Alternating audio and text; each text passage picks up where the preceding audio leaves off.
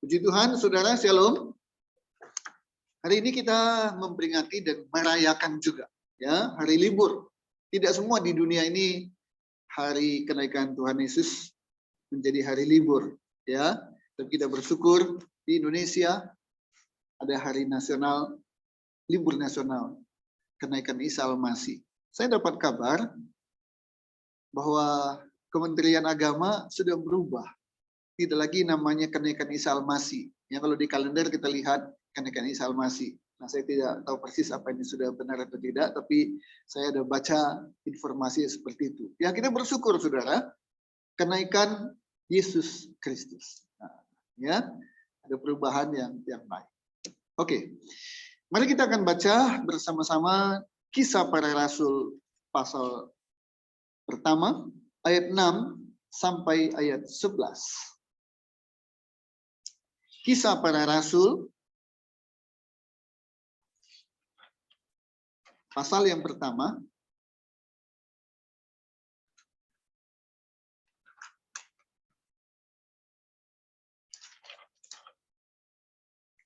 ayat yang ke-6 sampai ke-11.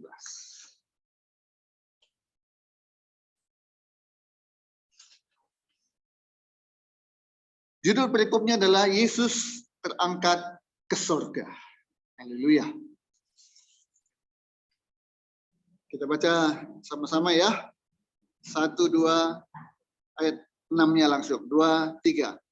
Maka bertanyalah mereka yang berkumpul di situ.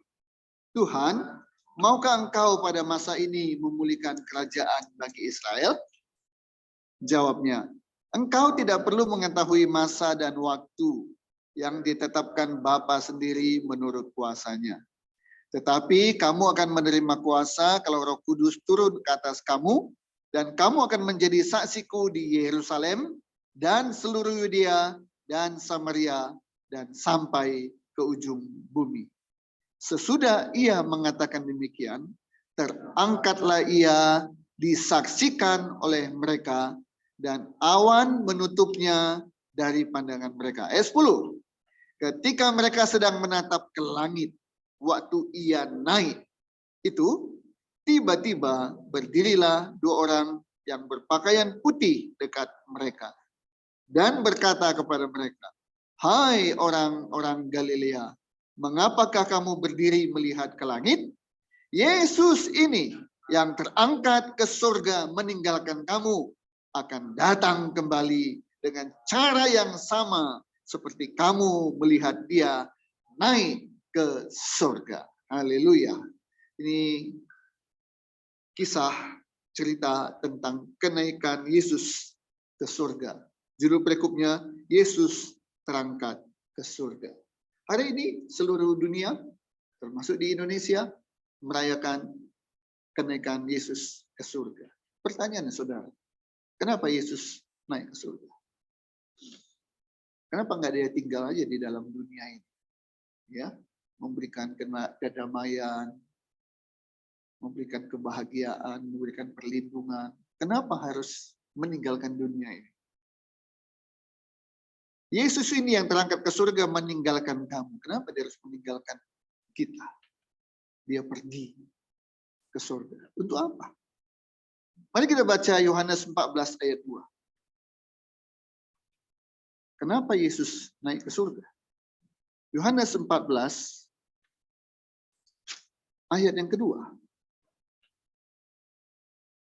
Tuhan Yesus berkata seperti ini, saudara, dalam Yohanes 14 ayatnya yang kedua. Ya, Yohanes 14 ayat yang kedua. Sudah ketemu? Yuk kita baca bersama-sama. Yohanes 14 ayat 2, 1, 2, 3. Di rumah Bapakku banyak tempat tinggal. Jika tidak demikian, tentu aku mengatakannya kepadamu.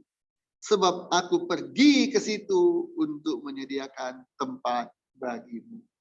Kenapa Yesus harus naik ke surga? Pertama, surga itu memang tempat dia. Surga itu adalah rumahnya dia, rumahnya Yesus. Di rumahku, katanya. Dia naik ke surga.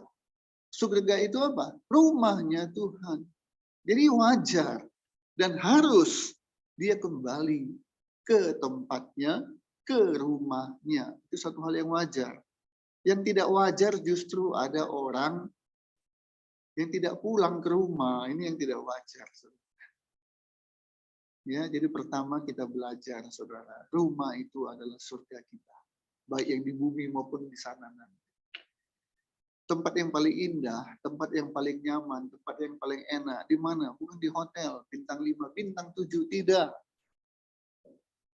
Tempat yang paling indah, paling enak, paling nyaman adalah di mana? Rumah. Bepergian, enak. Rekreasi, enak. Dharma wisata, enak.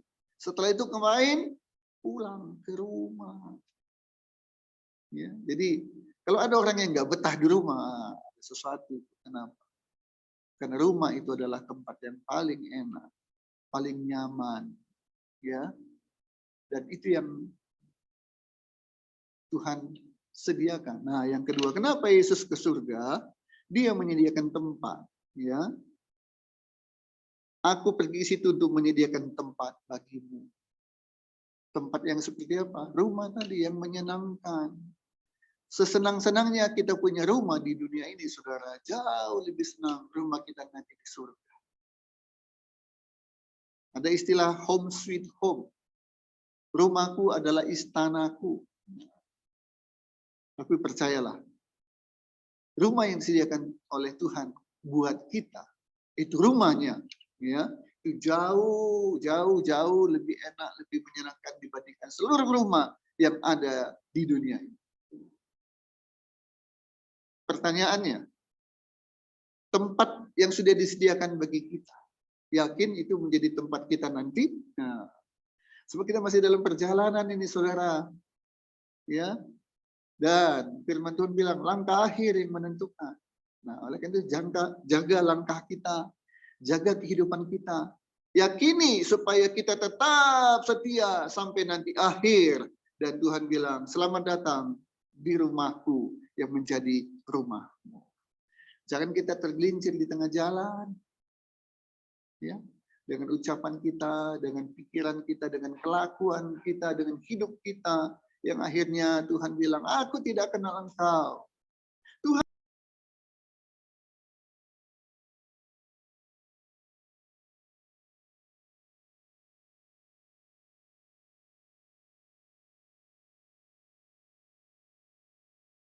tentukan. Kita tetap setia supaya rumah yang Tuhan sediakan bagi kita betul-betul bisa kita tempati nanti. Di mana? Di sini. Jadi yang pertama, kenapa Yesus ke surga? Karena itu rumahnya. Ya, itu rumahnya. Tuhan Yesus nggak gentayangan. Dia roh, dia bisa gentayangan. Tapi Tuhan dia lakukan itu. Tuhan pulang ke rumah. Yang kedua, kenapa dia pergi ke surga? Untuk menyediakan tempat bagi kita. Oleh karena itu, tetaplah bersiap, saudara. Kapanpun Tuhan panggil untuk pulang ke rumah, kita sudah siap. Ada orang yang bilang begini, aduh, saya belum siap untuk dipanggil Tuhan. Kenapa? Masih ada masalah dalam hidup saya, masih ada yang belum beres dalam hidup saya. Ya, bereskan. Jangan tunggu-tunggu. Karena kita nggak pernah tahu kapan dipanggil, saudara. Kalau ada pemberitahuan, Yunus dipanggil tanggal sekian, jam sekian, bulan sekian, oh enak. Tapi nggak pernah ada pemberitahuan, karena itu siaplah setiap saat. Ya, tetap jaga hidup kita berkenan di hadapan Tuhan. Nah, saudara, yang ketiga, saya mau bicara tentang satu kata. Ya, satu kata. Kata apa itu? Naik. Yesus naik ke surga. Ya, saya mau membahas ini sedikit saja. Berkaitan dengan kenaikan Yesus ke surga. Itu rumahnya dan dia menyediakan tempat bagi kita. Nah, kata naik. Mari kita baca Matius 14 ayat 23. Matius 14 ayat 23.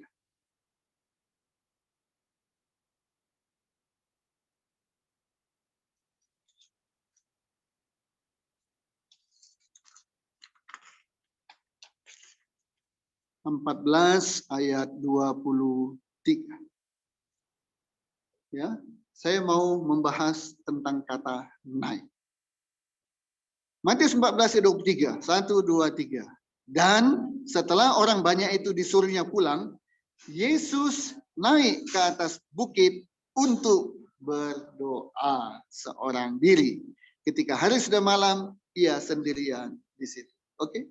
Kata naik yang pertama yang saya mau bahas adalah Yesus naik ke atas bukit. Beberapa hari lalu saya ke puncak. Nah, puncak itu pasti tinggi, ya, naik ke puncak.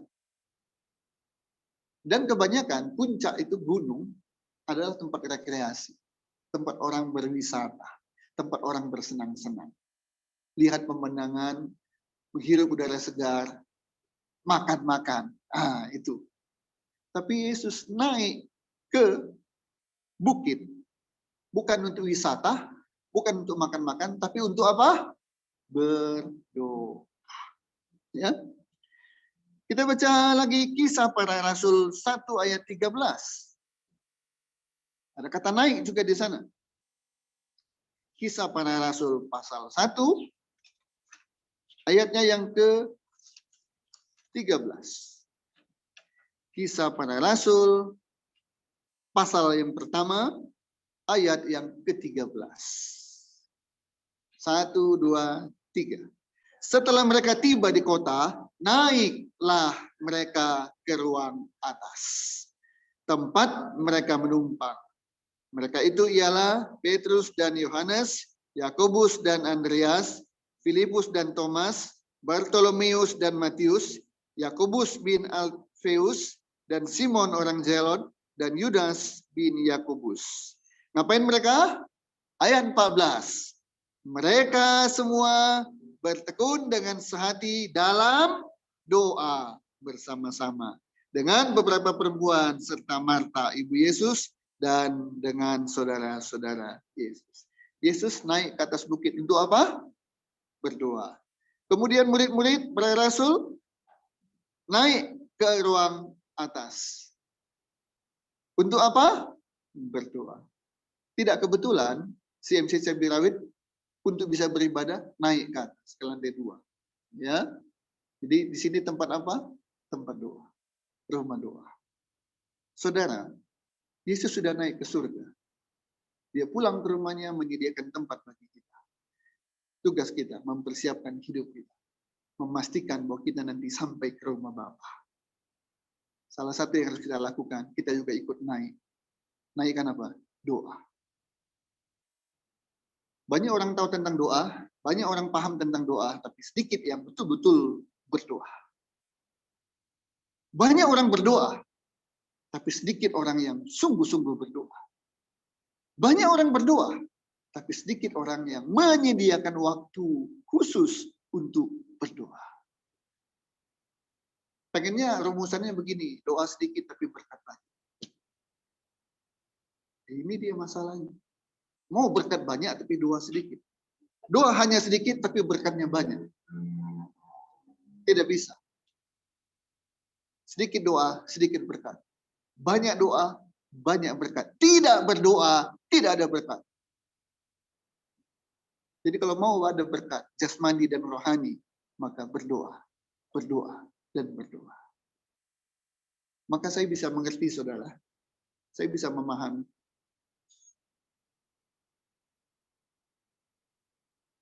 Kenapa ada orang yang Tuhan izinkan punya masalah dalam hidup? Saya paham, saya mengerti. Kenapa? Karena ketika orang dikasih kesempatan menikmati ini, menikmati itu, dia lupa untuk berdoa. Dia berdoa hanya seadanya. Berdoa, betul, tapi hanya seadanya. Tapi ketika Tuhan izinkan masalah terjadi dalam hidupnya, dia coba sana, coba sini, coba situ, mentok, buntu, maka saat itulah dia datang kepada Tuhan. Ngapain? Doa. Jadi saya menyarankan, saya mendorong kita semua, jangan tunggu masalah datang dulu baru berdoa. Ya. Tapi mari kita berdoa, berdoa dan berdoa. Karena kita tahu doa itu adalah ketika kita bertemu dengan Tuhan.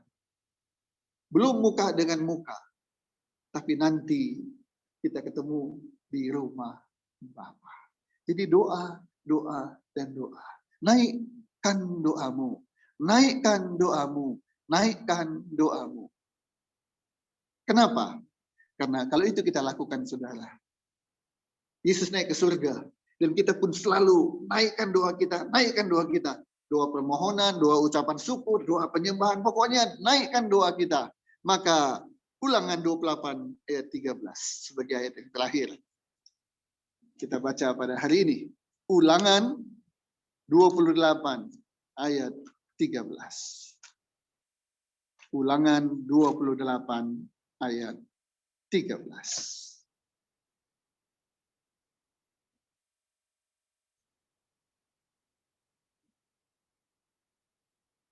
Ya, kita baca sama-sama. Kalau kita naikkan doa, kita naikkan doa, kita naikkan doa. Tiada hari tanpa berdoa.